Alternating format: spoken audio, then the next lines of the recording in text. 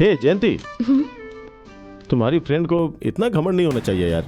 हम सबने दिव्यानी को उसका बर्थडे विश किया था, एक थैंक्स बोल देती तो क्या हो जाता। सारे स्टाफ ने क्या कहा सुना ना? सुना मैंने। जो चीजें उसे पसंद नहीं, ये पता होने के बाद भी हम सब ने जो अरेंजमेंट्स किए वही हमारी गलती है ना? ओहो, इस दुनिया में सब लोग अपनी मर्जी से जी रहे हैं क्या? दूसरों के बारे में भी सोचना चाहिए ना। प्रभा, दिव्यानी की तरफ से मैं बोल रही हूँ, ऐसा मत समझना। वो किसी से भी ज्यादा बातें नहीं करती है, अपनी बातें किसी से शेयर नहीं करती है। वो बहुत ही रिजर्व टाइप है। ओहो, ऐसा है क्या? तो घर में बूढ़ियों के साथ बैठ के कौड़ी खेलना चाहिए। सॉफ्टवेयर कंपनी में काम करने की क्या जरूरत है? प्रभा, वो गोल्ड मेडलिस्ट है, तुम तो जानते हो ना। तो क्या हो गया गोल्ड मेडलिस्ट है तो? गोल्ड मेडलिस्ट होना काफी है क्या जयंती? दूसरों को सम्मान भी देना चाहिए, सब लोगों को साथ मिल के रहना चाहिए। ऐसा ही होना चाहिए, पर दूसरों के कैरेक्टर के बारे में हम डिसाइड नहीं कर सकते हैं। तुम्हारी फ्रेंड है, तुझे समझाओ ना। दिव्यानी तुम्हारी भी तो फ्रेंड है ना? वो जैसा बर्ताव कर रही है उसकी वजह तो मैं बताऊं क्या? ये सब अरेंजमेंट्स करने के लिए शिवा ने कहा था, ये बात दिव्यानी को पता थी। उसने नेग्लेक्ट किया, हमें नहीं शिवा को।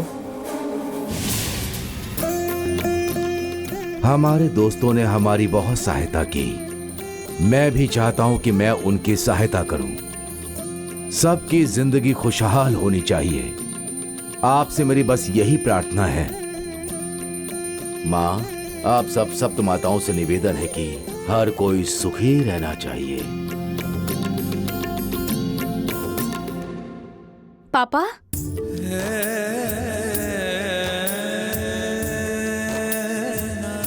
सौम्या, आज तेरी दीदी का जन्मदिन है बेटी, थोड़ा फोन देना अपना। दीदी को ही फोन लगाया है पापा। अच्छा।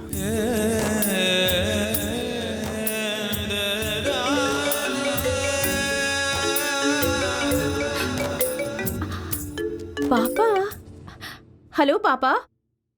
पापा नहीं, बहन। Oh Saumya, wish you a happy birthday. Thank you Saumya. पापा को भी बात करनी है बेटी। हेलो। हाँ, दिव्यानी, जन्मदिन मुबारक हो बेटी। थैंक यू पापा। अभी अभी मैंने भगवान से प्रार्थना करी है, मैं तुझे यहीं से आशीर्वाद दे देता हूँ। हाँ दीजिए ना।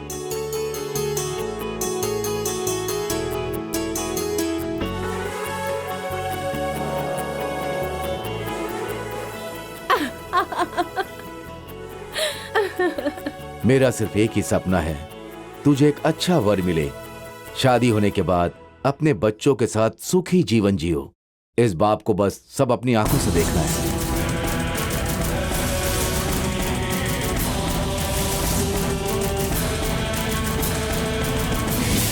सब कुछ जानकर भी आप ऐसी बातें कर रहे हैं, मुझे यकीन नहीं हो रहा। दिव्यानी, तुम दूसरों की जैसी नहीं हो बेटी, तुम्हारे अंदर भगवान का रूप और उनकी शक्ति है। इसीलिए बेटी, तुमने दूसरे शहर जाकर पढ़ाई की और अब चेन्नई में जाकर काम कर रही हो। ये बात और शादी की बात एक है क्या पापा? हमारे गांव की सीमा को छोड़कर दूसरे शहर में जाने का आदेश गंगा माँ ने किसी को नहीं दिया। उसी तरह बेटी, शादी के बारे में भी गंगा माँ तुम्हारा साथ देंगी, मुझे पूरा विश्वास है बेटी। मैं आपका भरोसा कभी भी नहीं तोड़ना चाहती पापा। मेरी आपसे प्रार्थना है कि पहले सौम्या के लिए एक अच्छा सा वर ढूंढिए। ठीक है पापा, मैं इस वक्त ऑफिस में हूँ, शाम को घर जाकर आपसे बात करती हूँ। ठीक है बेटी। अच्छा। ओके। बेटी, बोलिए पापा। आज पूर्णिमा है,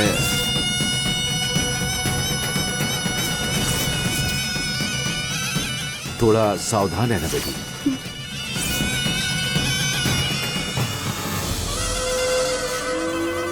okay.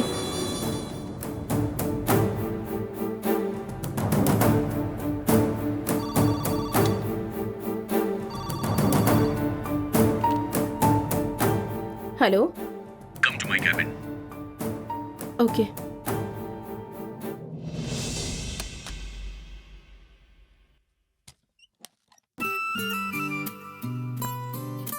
Happy birthday Divyani, you mean so much to me. मुझे तुमसे एक बात कहनी है कि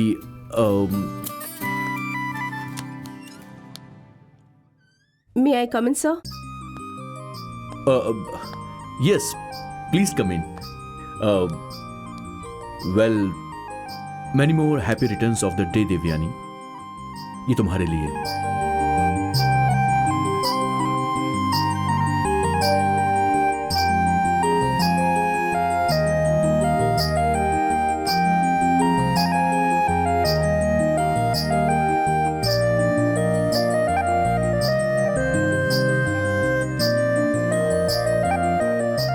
राम जी को भी वनवास जाना पड़ा था, आपको भी कठिन परीक्षा देनी पड़ेगी.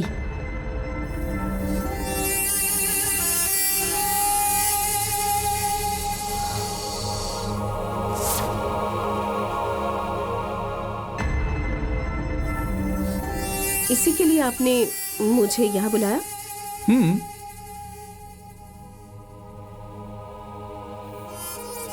दिव्यानी, तुम्हारे बर्थडे को बढ़िया से सेलिब्रेट करने के लिए एक हफ्ते से तैयारी कर रहा था, और तुम्हें बर्थडे की विश देने के लिए मैंने कम से कम 1000 बार रिहर्सल की होगी, क्योंकि पहली बार जब तुम्हें देखा था उसी वक्त से तुम मुझे बहुत अच्छी लगी. पर तुमसे यह कहने की मुझे हिम्मत नहीं हो रही थी. और ये प्यार है, अपनापन है, ये क्या है मुझे बिल्कुल नहीं पता, पर ये अफेक्शन तो बिल्कुल नहीं है. और सच्चाई यह है कि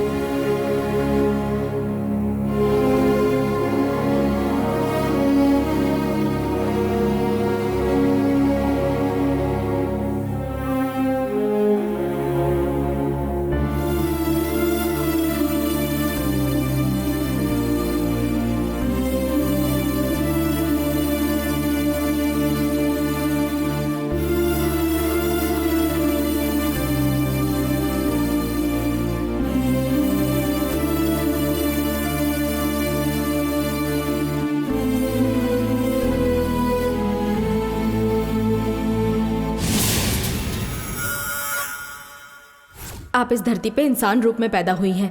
आप यहाँ किसी उद्देश्य के लिए आई हैं, और उस उद्देश्य को आप ही पूरा कर सकती हैं.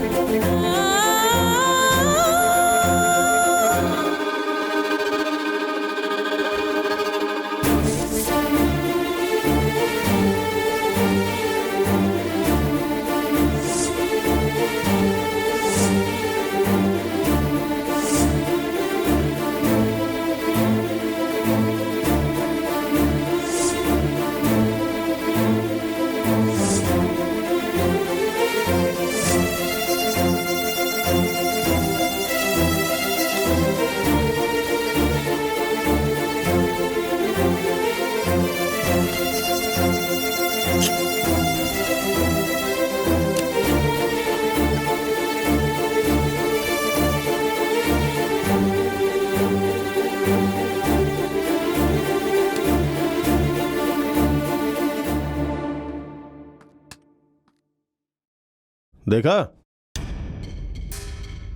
मैंने जैसा कहा था ना, दिव्यानी तेरे प्यार को मान लेगी ऐसा मुझे नहीं लगता. पता है, दिव्यानी ने डस्टबिन में जो फेंका ना, वो सिर्फ तेरा दिया वो बुके नहीं था, तेरा प्यार था.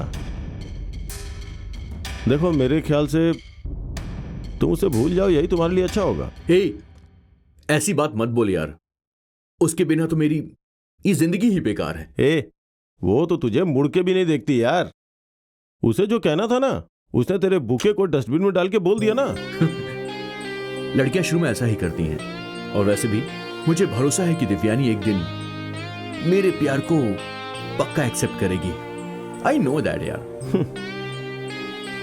पर इस वक्त वो क्या सोच रही है, उसके मन में क्या चल रहा है, मेरे समझ में नहीं आ रहा है। देख, तू मेरा बेस्ट फ्रेंड है, थोड़ी तो हेल्प कर दे मेरे लिए। हेल्प? मैं क्या हेल्प करूंगा यार? तुझे जाकर उससे बात करनी होगी बस। हाँ। वो मेरे प्यार को क्यों एक्सेप्ट नहीं कर रही है, उसके मन में क्या चल रहा है? अगर ये सारी बातें मुझे पता चल गई तो मैं उसके हिसाब से अपने आप को चेंज कर लूंगा। क्या सोच रहा है यार, मेरी हेल्प करेगा ना?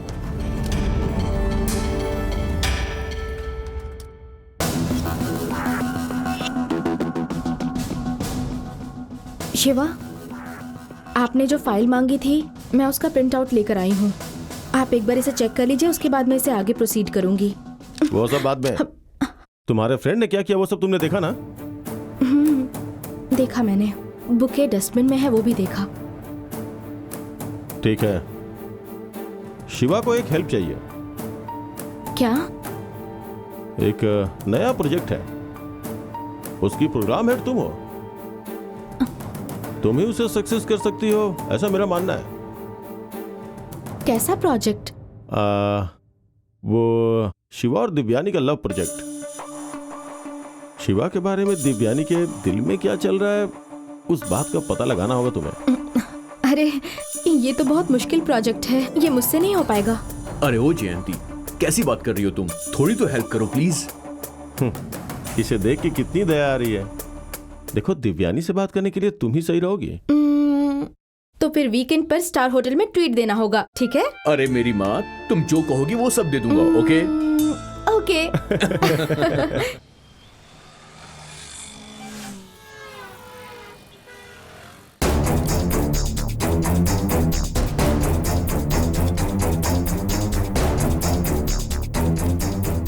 दिव्यानी, यस, तुमने जो कुछ भी किया तुम्हें ठीक लग रहा है? एक्सक्यूज मी, अभी कॉन्फ्रेंस चल रही है, इस मामले के बारे में हम बाद में बात करते हैं। ये मेरी बात नहीं है, तुम्हारी बात है। मैंने कॉन्फ्रेंस पोस्टपोन कर दी है।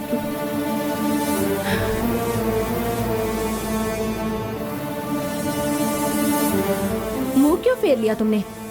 जवाब दो दिव्यानी, तुम जो कर रही हो वो सही है? इतना सारा अरेंजमेंट शिवा ने तुम्हारे लिए किया था, लेकिन तुमने क्या किया? उसने जो बुके दिया था वो, ये बहुत गलत है दिव्यानी। कोई भी लड़की तुम्हारे जैसा कभी नहीं करेगी। मैं तुम्हारी क्लोज फ्रेंड हूँ, मुझे तुम्हारे बारे में सब कुछ पता है। तुम मुझे धोखा नहीं दे सकती। तुम दूसरों का दिल नहीं दुखाना चाहती, यही तुम्हारा कैरेक्टर है। पर बात जब शिवा की आती है तो तुम ऐसा क्यों करती हो? बताओ, क्या वजह है? क्या मतलब है इसका? आखिर शिवा को मेरे लिए इतना सब करने की क्या जरूरत है? और बर्थडे तो हर किसी का आता है ना, तो फिर मेरे लिए ये सब क्यों? तुम में और बाकियों में अंतर है। बस करो, आंखें बंद करके ये मत कहो अंधेरा है। शिवा तुम्हें पसंद करता है, तुम पर जान छिड़कता है। आखिर उसमें कमी क्या है? कोई कमी नहीं है जयंती,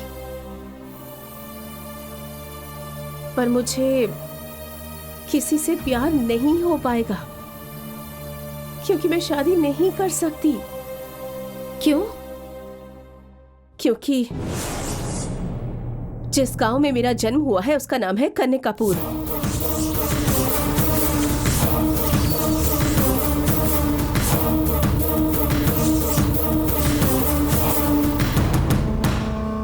मैं कन्निकापुर से हूँ।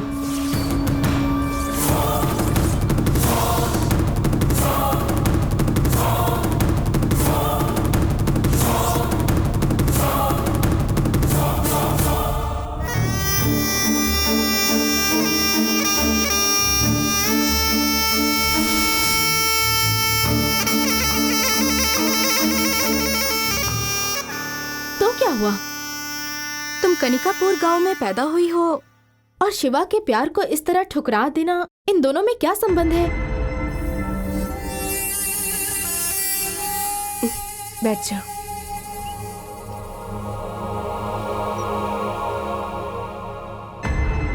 कनिकापुर,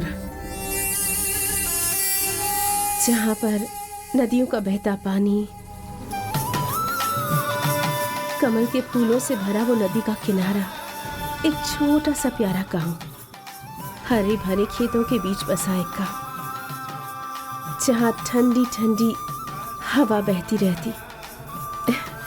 आज भी जब मैं अपने गांव के बारे में सोचती हूँ तो सिहर जाती हूँ।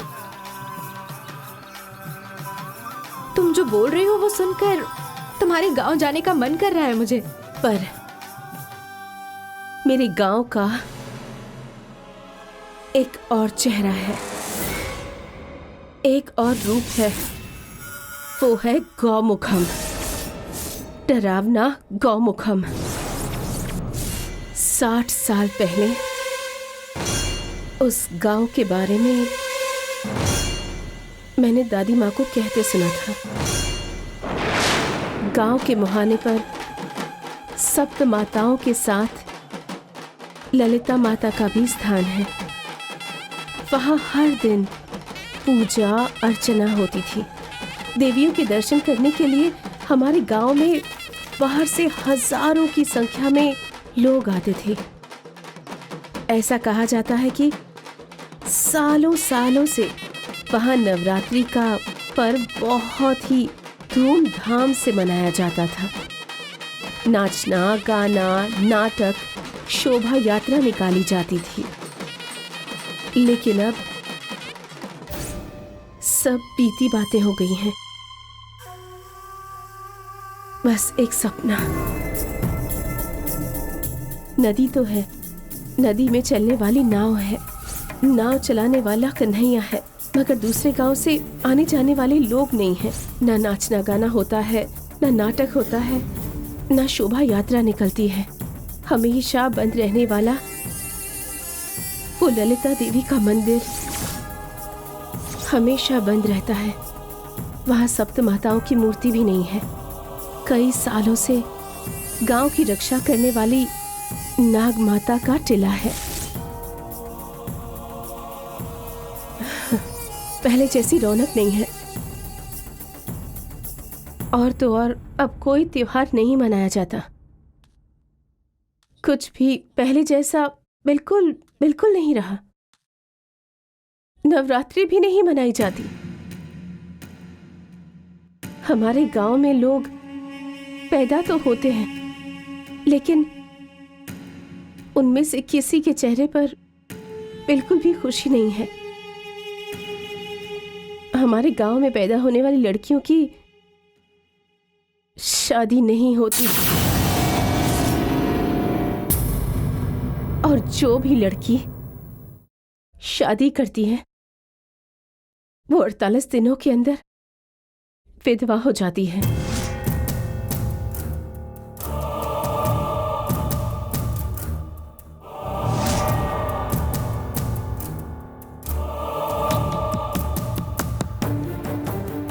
बुजुर्गों के अलावा हमारे गांव में कोई नहीं है, और लड़कियां, उन्हें तो शादी के बारे में सोचे हुए पता नहीं कितने वर्ष बीत गए।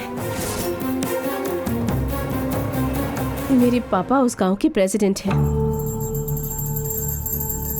प्रेसिडेंट होने के बाद भी वो हमारे गांव की ये परंपरा बदल नहीं पाए। ये सब किस वजह से हुआ? गंगा माँ।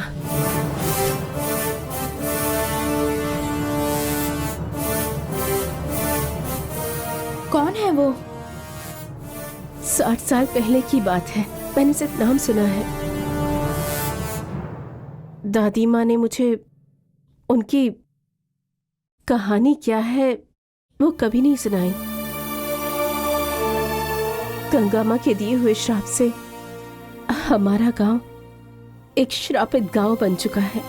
गंगा माँ के आदेश के बिना हमारे गांव में कोई भी काम नहीं होता।